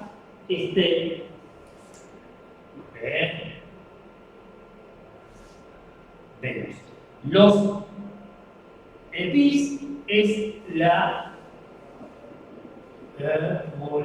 es esta larga de Carlos. Están en la misma ubicación del metro. Un fenómeno total y absolutamente sencillo, nada que nos confunda. Después se pone más complicado. Pero acá viene bastante sencillo. Lo otro que tenemos en el tercer y el cuarto verso, fíjense que es un comienzo breve. Y sabemos que cuando hay tres breves seguidas algo raro está pasando porque no hay tres breves seguidas en el verso. Con lo cual necesitamos algo que nos explique estas tres breves seguidas. Pero en principio, olvídense de esta parte de acá abajo, nos quedamos con la parte de acá arriba. Este es el esquema que tenemos que analizar. Este es el esquema que tenemos que efectivamente construir para ver cómo lo vamos a organizar. ¿Y cómo hacemos? Bueno, usamos los conocimientos que adquirimos hace 40 minutos. Uno requiere práctica, ¿no? Pero bueno, ustedes saben como que ya los adquirieron y lo dominan. Tenemos breve, larga. Breve y larga puede ser varias cosas. Puede ser un ángel, puede ser dos ángeles. Pero, digo, tenemos breve, larga, tenemos claramente un contexto donde hay muchas unidades. ¿No? Por todos lados. Entonces, vamos a empezar partiendo de la suposición de que este breve, larga, seguido de otra larga, es una unidad S acéfala. El esquema, tanto en el verso 1 como en el verso 2, empieza con una unidad S acéfala juxtapuesta con este cosito, y fíjense que nos da la pauta nos va a dar el siguiente, el segundo verso, fundamentalmente el verso 418. Larga, breve, larga. Larga, breve, larga es SS. Con otra juxtaposición, y el cierre es muy sencillito, larga, breve, larga, otra unidades. Entonces tenemos S juxtapuesto S juxtapuesto S. S acéfalo. Ahora, fíjense que en el primer verso, esto lo podemos resolver porque acá hay tres sílabas breves y asumimos que acá lo que tenemos es una resolución fija. Que lo marcamos con este cosito de la resolución fija. S juxtapuesto S juxtapuesto S. Este sistema, este cosito, S, lo voy a dejar ahí arriba porque es un tema. Un tema en el sentido musical del concepto tema. Sí. Eso es S juxtapuesto S, prolongado S juxtapuesto. Sí. Pero no decimos prolongado porque quedaría horrible. Pero decimos juxtapuesto porque si no decimos juxtapuesto no, sería S. Pero sí, eso sería S juxtapuesto S con prolongación S juxtapuesto S. Ahora fíjense que cómo juega para establecer esto, ¿no? Porque lo establece. El oído lo escucha. Tenemos ta-tam, tam, ta-ta-ta-tam, ta-tam. Y piensen que estamos en trímetro yámbico, con lo cual el ta-ta-ta-tam es bastante transparente. Pero por si no quedó claro, en el segundo verso lo deja clarísimo. Ta-tam, tam, ta-tam, ta-tam, tam, ta-tam. Y ahí tenés el tema presentado en su esplendor. Cuando lo retoma en la segunda estrofa, dice, ya lo escuchaste en la primera. Entonces juega las dos veces con el ta-tam, tam, ta-tam, ta-ta-ta-tam, ta-tam. Ta-tam, tam, ta-tam, ta-ta-ta-tam, ta-tam. Entonces es el tema, pero es el tema con esa ta-ta-ta-tam, para darle el toquecito. Pero, Ale, un segundo. ¿Sabemos que es el tema porque no tiene como ninguna resolución ni nada? No, porque se repite. Porque el tema simplemente es algo, un modelo rítmico que se repite varias veces o que aparece varias veces. Y fíjense qué hace en el tercero, ¿no? En el tercero tenemos este comienzo breve. Podemos explicar el comienzo breve de dos maneras. Podemos tomar resolución, sílaba breve y después larga, breve, etc. O podemos tomar al revés, sílaba breve, resolución, etc. Si nosotros tomamos el modelo, el primero, lo que tenemos es un longum supuesto acá. Si tomamos el segundo, lo que tenemos es un longum supuesto acá, con lo cual a nivel abstracto, vamos a poner con azul el nivel abstracto, el primer ejemplo es longum, breve, longum, y el segundo es breve, longum, breve, longum. Esto es SS, esto es acéfalo S, yuxtapuesto S. Ahora, uno se sentiría tentado a decir, esto es más fácil que esto. Pero, perdón, este no es el tema, este es el tema. Faltó el acéfalo. Entonces, yo puse las dos opciones, porque uno no puede decir una es correcta y una es incorrecta, y de hecho estos análisis son abstractos, con lo cual están diciendo lo mismo, pero a los fines prácticos del análisis musicorrítmico, de esto, que es lo que puse primero, es mucho más adecuado, porque sigue con el mismo sistema de repeticiones. Vuelve a hacer lo mismo. Ahora fíjense lo que hace. ¿Y por qué vuelvo a decir fíjense lo que hace? Porque esta es la razón por la cual usamos este modelo. Porque ustedes aprendieron hace menos de 2 horas todo esto y ya estamos analizando recursos rítmicos en la poesía de esquina, que es la única razón por la cual aprendemos esto. Porque no nos importa mucho ese, los números y las letritas. El chiste es entender qué es lo que Esquilo hace, cómo es el juego rítmico que usa Esquilo. Y después podemos divertirnos tratando de entender qué es lo que hace con la poesía. Pero no lo vamos a hacer hoy, porque estaríamos solamente 1 hora con esta díada. Nadie lo hace, o sea que esto es una línea de investigación que es de rechupete.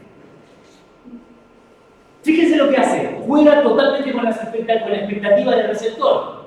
Teníamos tatam al principio, entonces se le mete ta-ta-ta-tam, ¿no? Es el jueguito de viene lo mismo, ta-ta-ta-tam. Ta-tam, ta-tam, tam, y ahí viene el cierre del verso. Tam, ta-tam. ¿Y qué más? ¿Qué hace? De acá. Tam, ta-tam, ta-tam, ta-tam, ta-tam, tam, ta-tam. Vos creías que se acababa y te tiré 5 unidades ese de corrido. Y como eso no le pareció suficiente para divertirse, viene la siguiente y arranca exactamente igual. El mismo problema, misma conjetura. Ta-ta-ta-tam. Y vos pensás, bueno, ahí viene otra vez. Pero no, ta-tam, tam. Y se acabó la estrofa. Entonces, establece el tema, lo varía con una prolongación enorme en el tercer verso, y cuando llega el verso final, lo hace chiquitito y lo termina rápido. Y observen el otro dato de lo que yo les hablaba del tema del perfil rítmico. Sordo, sordo, sordo, sonando. Con la sílaba extramétrica. Todos terminan tatam, tatam, tatam, tatam, perdón, tatam, tatam, tatam, tatam, tatam. Y esta variación es típica de la lírica. Es hiper estándar que el verso final varíe el cierre con un sordo o con un sonoro, dependiendo de cómo vienen los otros. Preguntas, rápido, porque tenemos que hacer los 2 que quedan en 15 minutos, voy a volar sobre los 2 que quedan.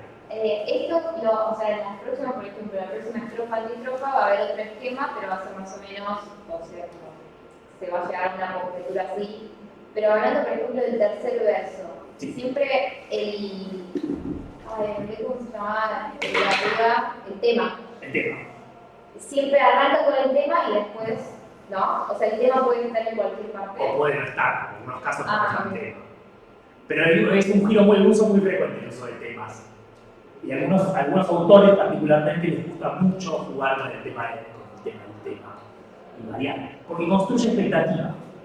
Porque el tema ordena la expectativa del receptor. El receptor sabe qué es lo que tiene que esperar. Ahora, no todos los temas aparecen de manera pura. A veces los temas aparecen como repetidos varias veces, o metidos en otras cosas, o variados siempre y uno tiene que ir sacándolos. Varía mucho, como en sentido como el tema de la música, ¿no? A veces, dependiendo del grado de complejidad de la música y el tipo de compositor, puede parecer más sencillo y más variado. Pasemos al segundo para que vean que hace otra cosa más. Ah, qué raro, me quedó todo subrayado el último. No sé por qué está todo subrayado de esa parte final. Disculpen, vamos a sacar la parte.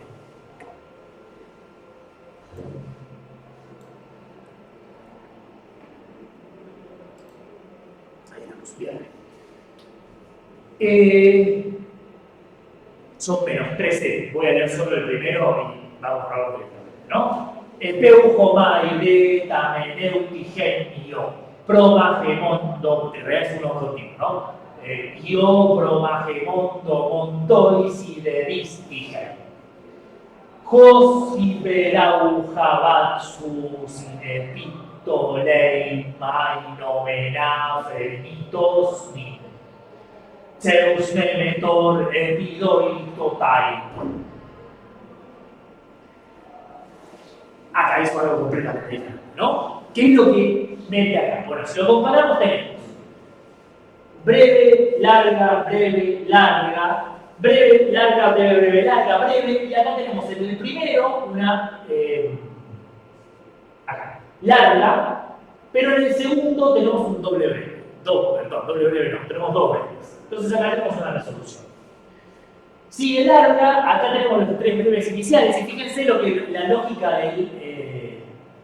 del copista se acordó de la estrofa de la línea anterior, entonces los tres breves iniciales deben ser principio de verso.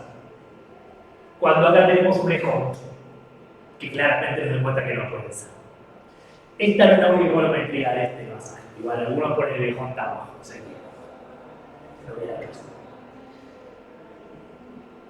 Y a mí no me entró tampoco. O sea, este pedazo está en el mismo verso. Bueno, y seguimos después, es todo igual, en las dos estrofas. O sea que podemos pasar ya directamente a las tres. ¿Qué tenemos? Breve larga, breve larga. Tenemos el mismo comienzo que antes. Hace falta ese. Podemos de vuelta postular antes, podemos poner antes ese. Pero ya veníamos arrastrando el acéfalo ese. Así que sigamos con el acéfalo ese. Breve, larga, larga, con lo cual ya tenemos acá una juxtaposición. Y acá aparece algo que es muy común en la métrica griega, que es el movimiento DS. Y en Safo y en la métrica eólica es la marca de compositiva. DS, DDS, DSS. Ese movimiento de doble breve a simple breve es habitualísimo. Y acá tenemos lo que va a ser el tema o la base temática de esta segunda estrofa, DSS. Tam, ta, ta, tam, ta, tam, ta, tam. Lo justaponemos y acá tenemos dos análisis. Acá hay algo. Acá hay algo.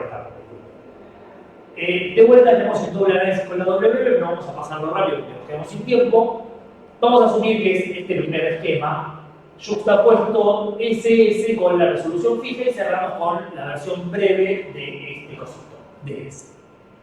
Entonces tenemos un grupo SS, el DSS, el SS otra vez repetido y finalmente el DS abreviado, ¿no? Entonces ahí lo establece y fíjense que hace en el siguiente verso. Tam, ta, ta, tam, ta, tam, DS. Tam, ta, ta, tam, ta, tam, DS. Tam, ta, ta, tam, ta, ta, tam, tam. Y no cambia. En el primero fluctúa entre las unidades S que arrastró de la vida anterior, porque la vida anterior era totalmente homogénea S, y empieza a meter unidades D. Y fíjense que son unidades D que como que van ganando, porque la primera que aparece es DSS. La segunda que aparece ya es DS, están parejos. Después de S, vuelve a estar parejos de S, y al final la unidad D gana, D.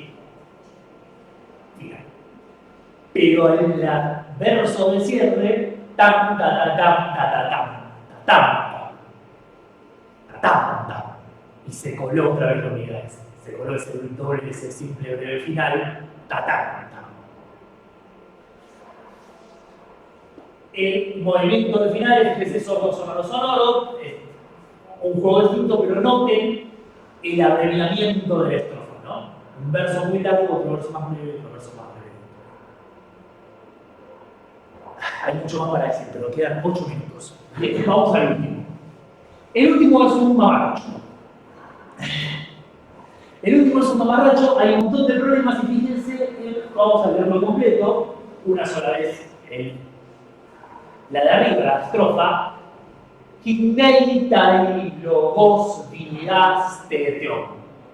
Trijos dortios plocamosistata. Megala megalegoron pliusai sanosion nandronei temoi. Teoi toiu oleseianenga. Hizo un socotroco, fíjense que tenemos 5 breves seguidas, 4 largas seguidas, variaciones de comienzo en el principio, trijos, dortios contra que meterás. Todo lo podemos explicar con, acá tenemos una colosis, una resolución, alternando entre sí como para variar el ritmo. Y fíjense un detalle muy interesante, que este es la última díada del coro antes de que se produzca la batalla. El proceso de exacerbación de la situación es brutal. Pero, ¿con qué habla? Con el tema. El primer verso de la díada es el tema. Y no solo es el tema, es el tema en estado puro. Y en las dos. Con lo cual, obviamente, estamos suponiendo que el auditorio se va a haber acordado del tema. Porque fíjense que eso es extraordinario. Esto está escrito para que el público se acuerde que este era el ritmo con el que había abierto la primera díada. Es muy brutal. Es una tontería cuando uno lo piensa, porque es una pavada, es como el cuarto movimiento de la novena de Beethoven retomando el primer movimiento. Pero es el cuarto movimiento de la novena de Beethoven retomando el primer movimiento. Digo, las dos cosas son ciertas. Y es interesante toda la cuestión de la persona, ¿no? Porque las dos cosas son la misma cosa, el contenido semántico, pero el tono con la entonación varió tanto que fueron dos cosas distintas. En el segundo verso, no les voy a pasar por el mamarracho que es, pero es también el tema. A nivel abstracto, esto lo podemos analizar como el tema.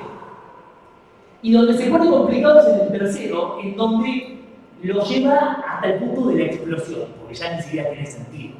Es doble resolución inicial, tam, y fíjense ahí esta preciosura, megalegoron. Juxtapuesto ese, y parece que hasta ahí estamos bien, porque es el tam, con la resolución, pero ya la resolución nos está marcando que acá hay un problema, porque ningún verso puede terminar con una resolución. Entonces, ya dice que algo va a seguir. Y mete ese con glosis, tam, y una S final, tam. Por lo menos al cierre nos devuelve la.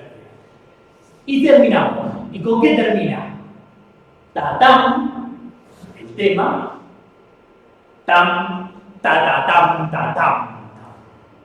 El regreso a la segunda estrofa con unidad de S. Y el cierre sonoro distinto de todos los otros cierres. Entonces, para terminar, acá los tenemos todos juntos. Y así hay que analizar las vías de la tragedia. Primero las analizamos una por una, otra vez en el método subrayado. Vamos a sacarlo para que no quede tan frío. No hay ningún problema.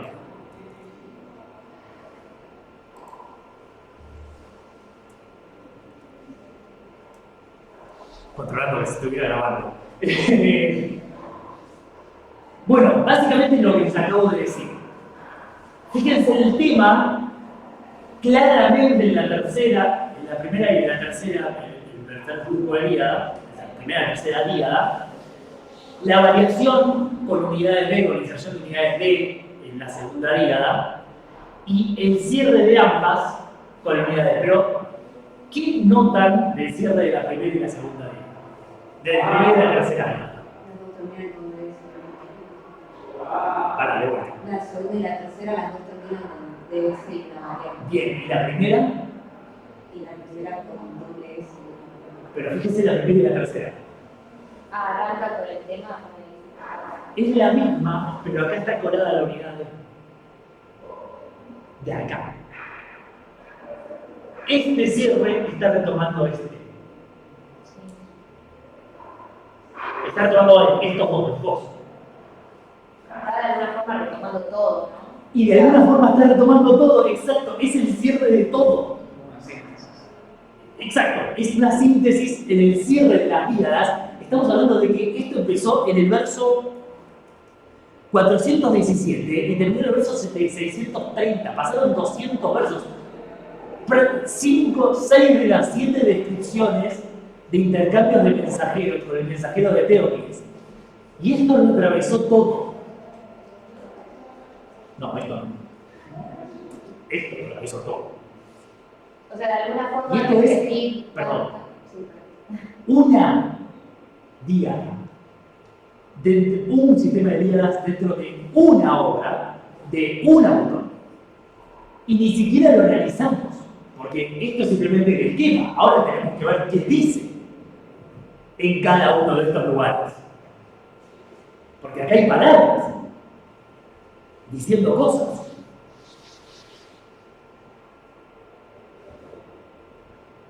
Avanza. No, digo que de alguna forma la constante repetición del esquema en la primera estrofa también le hace posible que uno 200 versos después como la pueda retomar al escucharla. Es lo que te fija es la repetición. Y eso es lo que tenemos ya en la estrofa sáfica. En la estrofa sáfica y en las estrofas clásicas es A, o A, B. Ese B suele ser una variación de A. Porque el A es para fijarte el ritmo en la cabeza para después cambiarte. La métrica griega, como toda la música, porque toda la música es eso, es ponerte la alfombra y sacarte. Eso es lo que hace la métrica griega. Y la ventaja de este sistema que nosotros vemos hoy es que nos sirve para reconocer eso. Y este es el único sistema que nos sirve para reconocer eso, porque ese sí es una cosa que cierta. Los otros sistemas no, bajo ningún concepto. Acá lo vemos, es transparente. Ustedes pueden no saber nada de métrica griega. Yo les muestro esto y ustedes se encuentran el patrón. Sin saber qué significa ese, qué significa lo encuentran. Bueno, esto es lo que hacemos. Y lo hacemos para volver a la poesía. Porque con esto después volvemos a la poesía. Y ahí es donde las cosas se ponen divertidas. Si ustedes piensan que esto es divertido y esto no es divertido, o esto es divertido, cuando uno se pone a ver qué cosas pone, cuando pone justapuesto ese ahí, se pone mucho más divertido. Y reitero, 3 días en una obra de estilo, que tiene unas cuantas partes líricas más, en medio de toda la tragedia más la lírica anterior. Y todo es así. Y no lo está analizando. Porque la pura verdad es que todas estas cosas extraordinarias no están estudiadas. Así de estos temas que los autores tienen el mismo análisis. Se ha intentado hacerlo desde el punto de vista de los colos, de la escuela. Se ha intentado hacerlo desde el punto de vista de la escuela. Tratar de ver qué autores usan qué cola, etcétera, etcétera, etcétera. Pero el problema es que si vos tomás esto, lo que te va a decir un colometrista es que esto es un metro eólico y esto no. Entonces pareciera que acá hay una suerte de corte radical, cuando en realidad esto está ya jugando con esto. Pero la respuesta correcta de tu pregunta es: ¿se han intentado desde otros modelos teóricos? En realidad no sabemos. ¿Podría ser? Sí. Yo me atrevería a decir que es muy probable que si uno se pone a explorar este tema va a aparecer. Es más, sería interesante explorar la tragedia de las 7 contratemas y ver, ya lo voy. No, por mí que no te lo que quieras, pero voy igual lo último. Dale, dame 30 segundos. Y bueno, Dale, gracias. En la tragedia se usa este tema. Es más, en la tragedia se usa este tema. Se está jugando. Y esa es la cuestión. No sabemos. No está estudiado. Y me duele el pecho cada vez que digo que no está estudiado. Es un horror.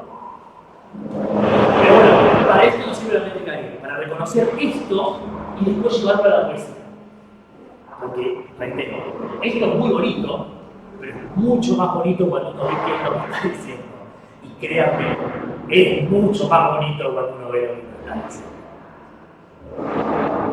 Es que no parece tan descabellado, no parece tan descabellado que si hay influencia musical que la vemos hoy día, teniendo en cuenta los temas métricos, no hay influencia métrica de autor.